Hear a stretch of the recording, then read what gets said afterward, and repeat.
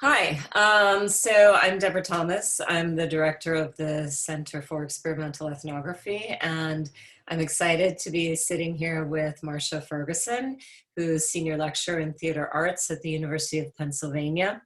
Thank you, Marcia, for agreeing to talk with me today about the President's Engagement Prize that was given to Meera Menon and Philip Chen's Unscripted Project.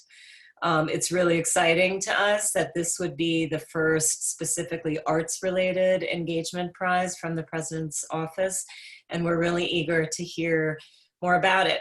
I'm wondering if you can describe the project itself and talk a little bit about how it evolved and what your role is as mentor. Sure. Thanks for having me. I think it's a very exciting moment for the history of the prize. And as you mentioned, it's the first time an arts project won, and particularly this one, which is focused on Philadelphia public schools. And the import of the proposal was that Philip and Meera have this very ambitious vision to use improv as a tool to empower students. And specifically, their mission statement is, "A child's right to success can often be hindered by barriers such as income disparities and access to quality education. We believe improv can be a powerful tool to change that narrative." And that was sort of the core sentence that their whole proposal cohered around. I guess I'll just describe and try to be very economical about this description, but essentially they proposed to bring the Philly Improv Project, which they're calling PIP, to equip Philadelphia students with tools necessary for success, both within the classroom and beyond, to empower them to speak effectively, confidently, to collaborate, and to internalize values of practice and perseverance. And they really strongly believe that improv is the perfect tool for these kinds of lessons. And they themselves have a background in improv theater, or how did they even become interested in that? Well, that's a great question. And my intersection was mainly with Meera. Meera acted for me in a show I directed, Beckett's shorts. I directed 4 short plays by Beckett, Samuel Beckett, and Meera was not only an actor, but also a dramaturg for me in that production. So that's how we got to know each other. And Philip, I encountered in his role as a cinema studies student. I was in Penn with the program that takes a bunch of students to the festival, the film festival, and Philip was there. So we got acquainted standing online talking about films. So, but for both of them, theater was something they encountered as kids, which I think is why they feel strongly that this is a good moment to introduce theater into students' lives at an earlier age. And I believe it was around 8th grade, sort of middle school, that both of them had their first experiences. And they have the information in their proposal. I could bring up more specifics. But I think in general, it's probably fair to say that even though they both wound up Wharton students, and which is another thing I love about this proposal, it's so inherently interdisciplinary. Even though it's an arts project, they both have this great background in pragmatics and organizational skills and data analysis, which has really equip them to come to this with a very realistic expectation, a great action plan for the pilot season, if you will, for implementing the project. And it's one of the reasons I got on board. They're both so pragmatic and yet visionary at the same time. So I could say a little bit more. So basically their plan is to run 10-week improv workshops for 6th to 10th grade students in Philadelphia. They have already made an alliance with the Philly Improv Theater and will be working with them to source theater artists that will come and work with the public school students. And all of these are really professional teaching artists who have received trauma, social, emotional development, and diversity training. So they've got some quality collaborators. They also have input on their curriculum development from a partner organization. They've partnered up with the Detroit Creativity Project, which serves as a successful case study for them in the use of improv. That's a curriculum that connects tried and tested improv exercises with real world skills. For example, the job interview game is an example that they used in their proposal, in which students work to determine what job is actually being interviewed for in a game format. But of course, it also simulates a real job interview environment, and is fun in addition. So there's sort of pedagogy inside something that would appeal to that age group as a fun game, as something that's entertaining and that connects them to their peers in positive ways. Say a little more about, you mentioned improv is as something through which one might learn and experience the values of practice and perseverance. How do you see that working, and what is it about improvisatory theater practice that actually generates those kinds of skills? One of the things that Philip and Meera, one of the things I really loved about their proposal is that they come out so strongly with a belief in improv as the ideal, really, vehicle for these kinds of lessons. And one of the things that they keep coming back to is this notion that characterizes, and probably you've heard of this, I'm sure a lot of people have, this yes and, right? So you're supposed to accept a proposal for the successful improvisation, accepts a proposal that one of your improv partner gives you, and then build on it with the and. And they are arguing, they put it much more succinctly in their proposal than I'm about to, but they're saying the acceptance of the yes is the acceptance of structure, the acceptance of predetermined norms and standards that you have to kind of fit into. And the and represents innovation, perseverance within those structures, and bringing in originality, imagination to build on something that's been given you. And if you can extrapolate that to real world circumstances in business and in politics and all over the place, that this is actually a skill that, in a sort of secret way is teaching kids really important life lessons that will help them thrive in a professional environment. Yeah. That's a really interesting way to think about it, as the yes is as an acceptance of the structure, and the and is the really building out from the creative practice of what people bring to that structure. Yeah, I like that. So what are your expectations about how the participants in this project, so students, you said probably middle school in West Philadelphia schools, like what are they hoping, and what are you hoping, and by they I mean Philip and Meera, and what are you hoping students will get from this, and how do you hope that they will be transformed by their experience with this?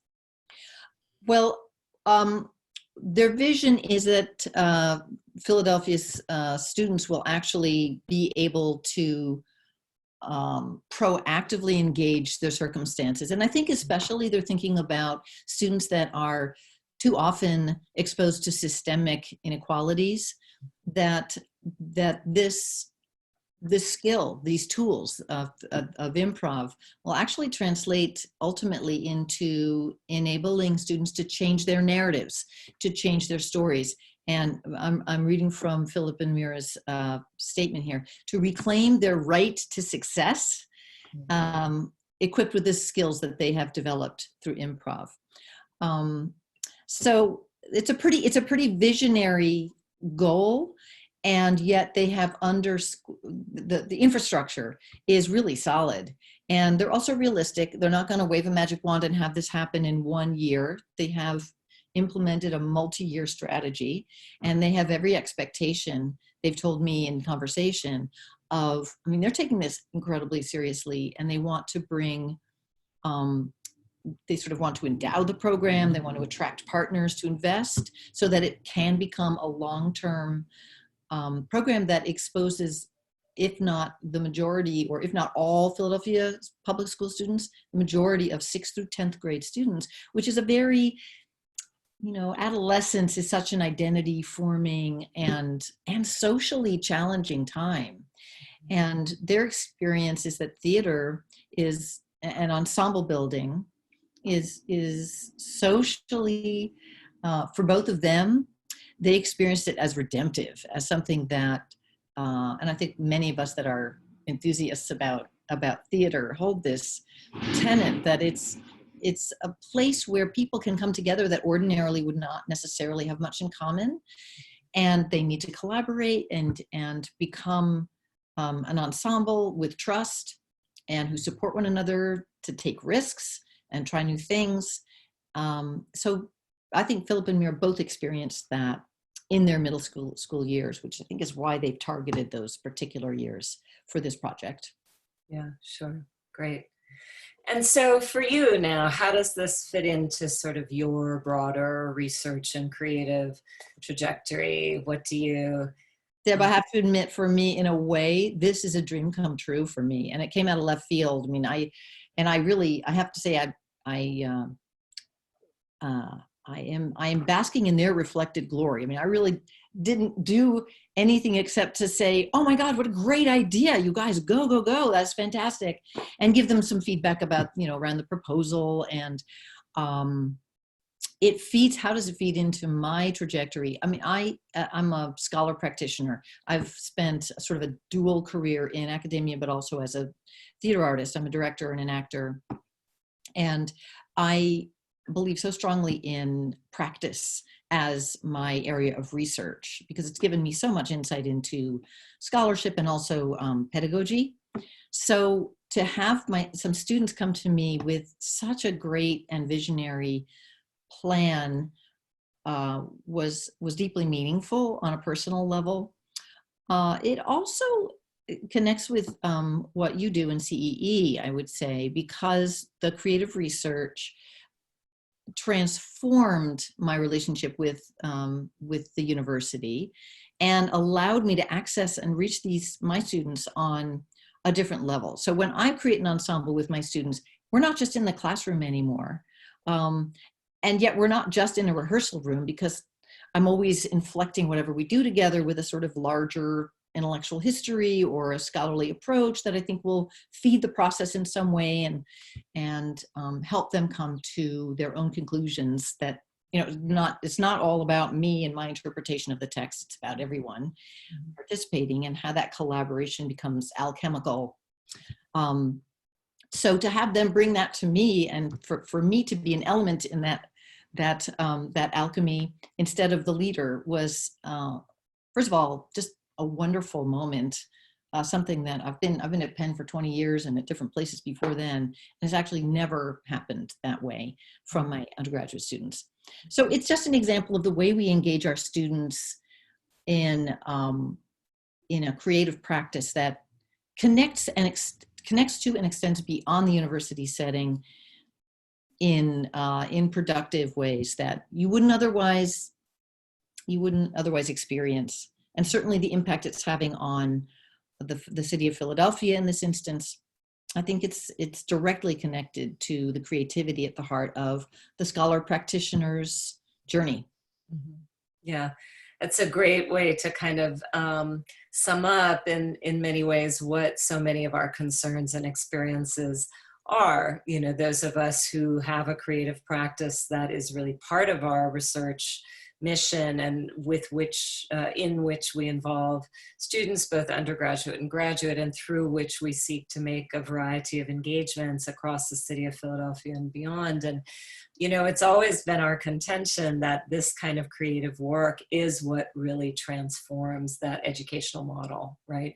And can really shift us into a different way of thinking about the place of the university and society and our own relationships with our students. So it's just so lovely to hear from you about how this project with these two students starts from such a kernel of engagement and interaction, and then builds into something that's so much, ultimately, hopefully it will be something that's so much bigger than you, them, this particular year, could in fact have these kinds of compounding effects as they move forward. It's just really exciting that that we're able to talk to you more about it and learn more about it.